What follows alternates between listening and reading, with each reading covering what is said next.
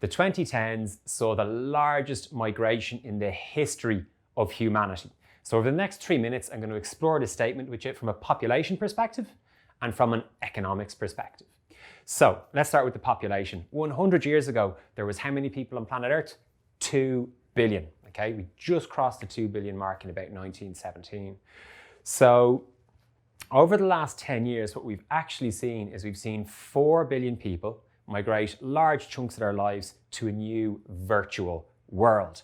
It's a place where we shop, it's a place where we socialise, it's a place where we communicate, and it's a place where we entertain ourselves. And it's captured a huge chunk of the activity of humanity.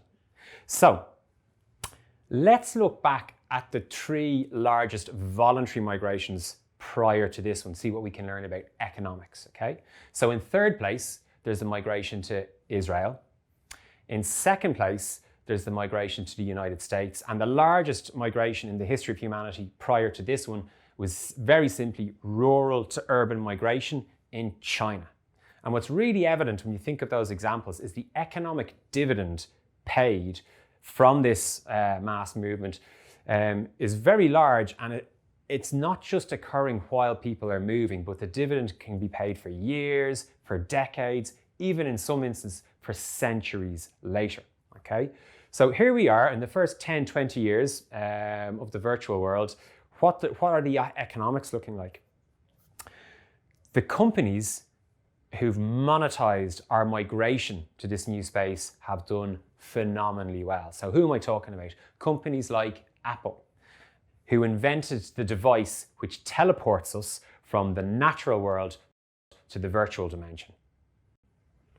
Companies like Google and Facebook that act as marketplaces for our attention and our intention in this virtual space have done phenomenally well. You could go so far as to say data is the new oil. These data companies are really prospering. So rather than just throw that statement out, let's look at the history of oil and as a commodity. So 100 years ago, the most valuable companies in the US were oil companies and they were steel companies.